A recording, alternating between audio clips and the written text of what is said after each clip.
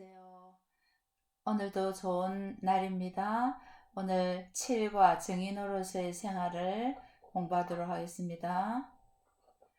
먼저 복습하겠습니다. 앞에서 우리 배운 그리스도인의 교제하는 생활, 요한 1서 1장 7절 말씀, 그가 빛 가운데 계신 것 같이 우리도 빛 가운데 행하면 우리가 서로 사귐이 있고 그 아들 예수의 피가 우리를 모든 죄에서 깨끗하게 하실 것이요. 요한 1서 1장 7절 말씀. 아멘. 교제하는 생활을 우리가 배웠습니다. 오늘 이제 요절 말씀은 베드로전서 3장 15절입니다. 너희 마음에 그리스도를 주로 삼아 거룩하게 하고 너희 속에 있는 소망에 관한 이유를 묻는 자에게는 대답할 것을 항상 준비하되 온유와 두려움으로 하고. 베드로전서 3장 15절 말씀. 아멘. 묵상을 하겠습니다. 자, 우리 이 본문 말씀을 보면서 대답해 보겠습니다. 다른 사람들에게 그리스도를 전하기 전에 해야 할 일은 무엇입니까? 그래서 우리가 오늘 본문을 이렇게 보시면 너희 마음에 그리스도를 주로 삼아 거룩하게 하고 이런 말씀 나오죠. 그러니까 우리가 먼저 그리스도를 전하기 전에는 그리스도를 주로 삼아 거룩하게 하고, 즉 예수님을 믿고 우리가 또 구별된 삶을 살아야 된다 이런 의미죠. 그럼 먼저 우리가 예수를 믿을 때 우리가 다른 사람의 복음을 전할 수 있겠죠. 그리고 또 우리 삶이 또 거룩해야 다른 사람들에게 복음을 전할 수 있겠죠. 거룩한 생활을 해야 된다는 겁니다. 그럴 때 우리는 다른 사람에게 복음을 전할 수 있다는 겁니다. 자, 그러면 너희 속에 있는 소망에 관한 이유를 묻는 자에게는 대답할 것을 항상 준비하되 온유와 두려움으로 하고. 그러면 너희 속에는 소망이란 뭘까요? 우리 그리스도인들에게 있는 소망이 뭡니까? 구원의 소망, 천국 소망, 기쁨, 평강, 재림 소망, 그런 거겠죠. 안 믿는 사람들 우리가 보면 우리의 삶을 보면서 저 사람은 삶이 보니까 별로 그렇게 잘 살지도 않는데 어떻게 저게 항상 기쁠까? 항상 평강이 넘칠까? 뭐 이런 걸 보면서 우리에게 그 사람들 물어온다고요. 행복하게 살고 그런 거 보면서 우리는 왜 그렇습니까? 구원받았기 때문이죠. 우리는 이 세상에 살지만 또 우리가 천국을 소망하기 때문에 어떤 삶 속에서도 우리는 기뻐하고 또 평강하게 살아가는 모습이죠. 그것이 우리의 소망입니다. 소망에 관한 사람들은 무엇을 보고 당신 속에 있는 소망에 관해 묻게 됩니까? 다른 사람들에게 없는 소망이 있다. 저 사람 얼굴이 너무나 평안이 있고 기쁨이 있다. 항상 웃는다. 저 사람은 환경 보면은 가난하기도 하고 또 어려움을 당하기도 하지만 어엿하게 여전히 평강하게 또 살아가는 그 모습, 이게 바로 사람들이 우리에게 물어오는 거죠. 자, 그렇게 이제 할 때 우리가 다른 사람에게 증거할 때 당신의 태도는 어때야 합니까? 항상 준비하라 했습니다. 여러 가지 준비를 해야 되겠죠. 뭐 사형리를 준비한다든가 나의 간증문을 준비한다든가 그 다음에 이제 전도 폭발 뭐 이렇게 하면서 또 복음을 전할 수 있는 말씀도 준비한다든가 그런 준비들이 필요합니다. 그죠? 그리고 사람의 상대에 따라서는 뭐 어린이들이면은 또 그럼는 책으로 한다. 또 연세 드신 분들은 나의 간증으로 또 복음을 전하면 더 효과적이고요. 또 대학생들이나 이런 사람을 사형리로 한다. 뭐 그런 거 다 준비가 필요하겠죠. 그 다음에 이제 온유와 두려움으로 한다. 우리가 복음을 전할 때 왜 온유와 두려움으로 합니까? 정확하게 전하기 위해서. 또 우리가 친절하게 해야 되겠죠. 그런 것 때문에 우리가 이제 온유하게 친절하게 또 말씀을 바로 전할 수 있는 그런 두려움으로 그렇게 우리가 복음을 전한다는 겁니다. 미리 준비된 태도가 필요하죠. 너희 마음에 그리스도를 주로 삼아 거룩하게 하고. 자, 이 부분을 조금 설명하겠습니다. 마태복음 4장 19절 말씀하시되 나를 따라오라 내가 너희를 사람을 낚는 어부가 되게 하리라 하시니. 마태복음 4장 19절에서 이 말씀을 통해서 다른 사람들을 그리스도께 인도하기 전에 당신은 무엇을 해야 합니까? 그랬죠. 뭐라 그랬습니까? 나를 따라오라. 예수님 그래 말씀하셨죠. 먼저 우리는 예수님을 믿고 따라야 우리가 다른 사람들에게 복음을 전할 수 있다는 겁니다. 제자가 돼야 된다는 거죠. 그 다음에 로마서 12장 1절 말씀. 그러므로 형제들아 내가 하나님의 모든 자비하심으로 너희를 권하노니 너희 몸을 하나님이 기뻐하시는 거룩한 산 제물로 드리라. 이는 너희가 드릴 영적 예배니라. 그렇게 말씀하십니다. 자, 그러면 이 말씀 가지고 사람은 어떻게 그리스도께서 자신의 생활 주님, 즉 주인이 되심을 인정하게 됩니까? 우리가 예수 그리스도를 믿을 때 예수님 우리의 구세주이면서도 우리의 주인이시잖아요. 우리의 주님이시거든요. 그럼 우리가 어떻게 그 주님이 예수님이 내 삶의 주님이심을 인정할 수 있을까? 하는가. 로마서 11절 우리가 방금 읽은 대로 자기 삶을 거룩한 산 제물로 드리는 겁니다. 그런 건 어떤 게 있을까요? 예배를 드리고 전도하고 찬송하고 구제하고 이 모든 삶이 다 영적 예배로 우리가 드린다는 거예요. 교회 가서 드리는 예배도 물론 예배인데 우리가 삶 속에 살면서 다른 사람들에게 베푸는 거, 그죠? 우리가 구제하는 거, 또 우리의 직장 생활 속에서 이 모든 것이 다 예배의 삶이라는 거예요. 왜냐하면 우리가 거룩한 사람이 되었기 때문이죠. 그렇기 때문에 이 모든 삶을 통해서 우리가 뭘 나타내나? 예수님이 바로 나의 주인입니다. 이걸 고백하는 순간순간들이 이런 삶이라는 거예요. 그래서 우리는 예수님의 구주로 주인으로 고백하기 때문에 우리의 삶이 다 주님을 위해서 살거든요. 그렇기 때문에 우리는 바로 삶 자체가 예배라는 거예요. 참 중요한 말씀입니다. 대답할 것을 항상 준비하되 설명입니다. 마태복음 5장 16절 이같이 너희 빛이 사람 앞에 비치게 하여 그들로 너희 착한 행실을 보고 하늘에 계신 너희 아버지께 영광을 돌리게 하라. 아멘. 자, 이거는 3번 사람들은 무엇을 보고 당신과 그리스도와의 관계를 묻게 됩니까? 그랬죠. 사람들이 우리와 그리스도의 관계를 물어봅니다. 당신은 어떻게 그런 행동을 할 수 있습니까? 우리의 선한 행실, 착한 행실을 보고 다른 사람이 예수를 믿게 되는 거예요.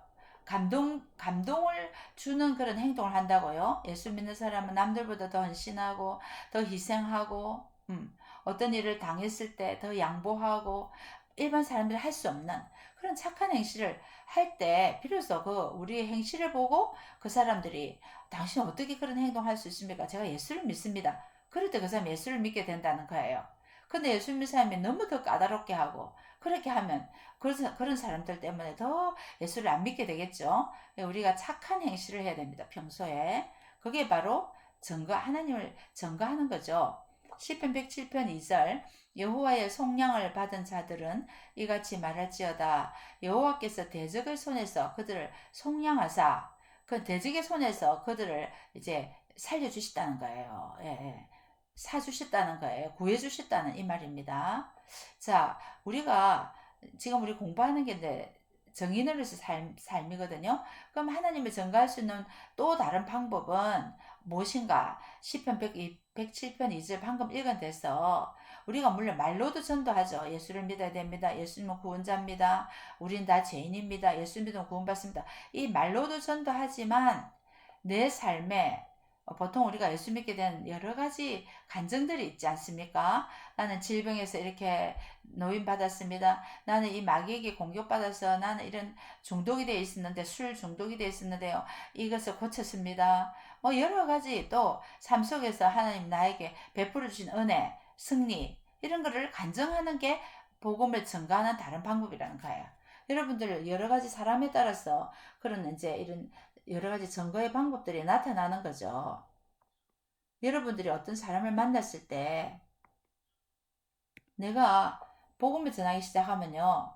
그 사람에 맞는 그 복음 방법이 제시가 됩니다. 성령님이 가르쳐 주죠. 말도 성령님이 인도하시죠. 어떤 사람은 이런 말, 어떤 사람은 감정, 예, 그 모든 것이 다 전가하는 방법입니다. 사람에 따라서 성령님 인도하시죠. 사도행전 4장 20절 말씀, 우리는 보고 들은 것을 말하지 아니할 수 없다 하니, 이건 사도 바울이 이제 복음을 전하다가 유대인들이 막 반대를 했죠.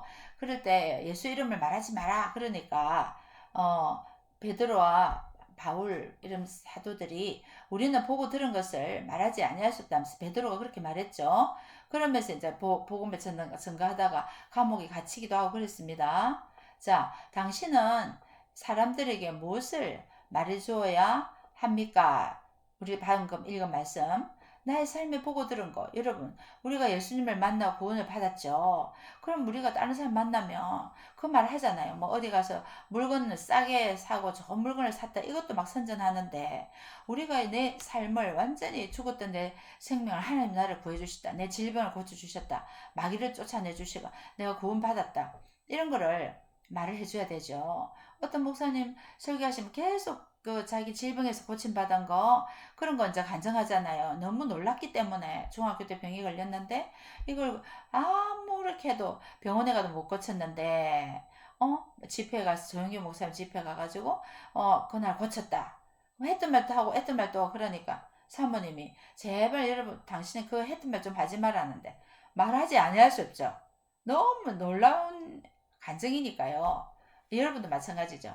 나의 삶을 보고 들은 예수님 만난 거, 구원받은 거, 이걸 말해주는 게 바로 전도란 거예요. 주님이 나를 어떻게 도와주셨다. 주님이 나에게 어떤 은혜를 베풀어 주셨다. 주님이 어떤 기적을 베풀어 주셨다. 그것을 말하는 게 바로 전가하는 것입니다. 사도행전 1장 8절, 오직 성령이 너에게 임하시면 너희가 권능을 받고 예루살렘과 온 유대와 사마리아와 땅끝까지 이르러 내 증인이 되리라 하시니라. 자, 우리 유명한 말씀이죠. 하나님께서는 당신에게 증거의 삶을 살 수 있는 능력을 주셨습니다. 성령을 우리가 받았잖아요. 어떻게 주셨습니까? 성령님, 예수님을 내 마음에 영접하는 순간 성령님이 들어오셨어요, 마음에. 그러면 성령이 임하면은 이제 권능을 받은 거예요. 다이나마이트 같은 권능을 받았고, 그럼 먼저 우리가 증인이 된 거예요. 예. 사도행전 1장 8절 그 말씀이죠. 그럼 다른 사람에게 복음을 전하면 그 사람의 마음이 감동되어 예수를 믿는 거예요. 그러면 예루살렘, 우리 도시, 온 유대 나라, 또 저 다른 북이스라엘까지 땅끝까지 점점 이제 이렇게 더 복음의 영역이 넓어지는 거죠. 물론 우리 가족에게 먼저, 또 그다음에 이제 친척에게, 또 우리나라에 내가 아는 모든 사람들에게 땅끝까지 복음을 전하라는 겁니다. 동시다발적으로 우리는 이미 성령을 받았기 때문에 능력을 받은 겁니다. 그 능력으로 우리는 복음을 전해야 될 줄 믿습니다. 할렐루야, 아멘. 온유와 두려움을 하고 디모데후서 2장 24, 25절 주의 종은 마땅히 다투지 아니하고 모든 사람에 대하여 온유하며 가르치기를 잘하며 참으며 거역하는 자를 온유함으로 훈계할지니 혹 하나님이 그들에게 회개함을 주사 진리를 알게 하실까 하며. 자, 이 말씀을 유심히 보시고요. 디모데후서 2장 24, 25절에서 자, 불신자들과 효과적으로 대화를 하기 위해서 피해야 할 일은 말다툼과 논쟁입니다. 불신자들은 우리가 복음 전하면은 반대를 하고 안 좋은 거를 말해서 이렇게 도전해 올 경우가 많아요. 그럴 때에도 절대로 흥분하거나 말다툼과 논쟁을 하면 그 사람을 이제 이렇게 이해시키려고 하다 보면 논쟁이 됩니다. 그죠? 무식한 변론이 되는 거예요. 어리석고 무식한 변론을 벌이려 했거든요. 그러면 그 사람이 내가 만약에 말로 이겼다 해도 그 사람 기분 나빠서 예수를 안 믿어요. 그러니까 그런 건 하지 말라는 겁니다. 말다툼과 논쟁을 하지 말고 어떻게 해야 되냐면은 온유함으로 다 듣고 들어주고 그렇습니다. 저도 옛날에 다 그렇게 예수님 믿는 사람을 핍박하고 했습니다. 선생님 말씀이 지당합니다. 맞습니다. 이게 다 들어주고 시인하고 난 다음에 내가 또 이제 복음을 전해야 됩니다. 아닙니다. 그건 아닙니다. 선생님이 잘못 알고 있습니다. 이렇게 하면 안 되는 거예요. 예. 자, 듣고 다 그 사람의 마음을 또 만져주고 그 다음에 이제 제가 복음을 전할 때 그 사람이 이제 따라올 수 있는 거 훈계합니다. 그죠? 온유함으로 가르쳐. 끝까지 인내하면서 그죠? 온유해야 됩니다. 끝까지 참아야 됩니다. 그죠? 근데 그게 필요한 거예요. 불신자들과 효과적인 대화를 할 때 불신자뿐 아니라도 우리가 절대로 다툼은 피해야 되는 겁니다. 끝까지 인내하면서 부드럽게 말하면서 이제 복음을 전해야 된다는 겁니다. 자, 여기까지가 정의 노릇의 삶이고요. 오늘 외워쓰기 정의 노릇의 삶 베드로전서 3장 15절 너희 마음에 그리스도를 주로 삼아 거룩하게 하고 예수님을 이제 먼저 믿고 생활이 거룩해야 된다는 그죠? 너희 속에 있는 소망에 관한 이유. 소망이 무슨 소망입니까? 하나님 예수님을 믿는 구원 소망, 기쁨 소망, 재림 소망 이런 거에 가지고 있으면 사람들이 이제 묻는다고요. 당신은 언제나 그렇게 얼굴이 편안합니까? 이 집에 어려움 당했는데도 어떻게 그렇게 흔들리지 않는 그런 아버지 그 인내가 있습니까? 뭐 이런 물어오잖아요. 이 사람들이. 그러면 우리가 이제 그때 대답할 것을 준비했다가 말하는 거예요. 준비하는 거나 뭐 여러 가지 복음 전하는 방법, 또 간증하는 간증문 이런 걸 준비했다가 온유와 두려움을 하는 거예요. 끝까지 온유하게 하나님 말씀을 바로 전해야 되는 두려움으로 하라. 그 말입니다. 베드로전서 3장 15절 말씀 아멘. 이 말씀 암송하시기 바랍니다. 자, 오늘 정의 노릇의 삶을 우리가 공부했잖아요. 그럼 이 공부를 하면서 여러분들이 머리에 떠오르는 전도해야 될 대상자들 떠오를 것입니다. 나는 우리 친척 누구한테 복음 전해야 되겠다. 이웃의 누구에게, 직장의 누구에게. 그럼 그 영혼을 두고 열심히 기도하고 실천을 복음을 전하는 적용을 한번 해보시기 바랍니다. 기도가 먼저 우선해야 되겠죠. 자, 오늘 우리 이 정의노릇의 삶을 공부를 했으니까 기도하겠습니다. 주님의 정인으로 많은 영혼들을 주님께 인도하게 하소서. 성령의 능력을 주셔서 담대하게 복음을 전하게 하소서. 여러분들은 전도할 대상자 이름을 놓고 같이 기도하면 되겠죠? 기도하겠습니다. 하나님, 정의 노릇의 삶을 공부했습니다. 우리는 먼저 주님을 믿고 구원을 받았습니다. 너무나 놀라운 기적을 체험했고 우리는 악한 원수마귀의 소나기에서 우리는 속박되어 있었는데 이제는 해방되었고 하늘나라 시민이 되었습니다. 주님의 사랑과 통치 속에 우리는 행복하게 살아가고 있습니다. 주변에 많은 사람들이 주님을 알지 못하고 아직도 노예처럼 끌려가고 있습니다. 주여 그들의 영혼들에게 복음을 전할 수 있는 담대함과 능력을 저에게 허락하여 주시옵소서. 그래서 우리 주변의 사람들이 우리의 복음을 듣고 또 우리의 간증을 듣고 주님께 와서 그들도 우리와 함께 구원받는 역사가 날마다 더하여지게 해 주시옵소서. 예수님의 이름으로 기도드리옵나이다. 아멘.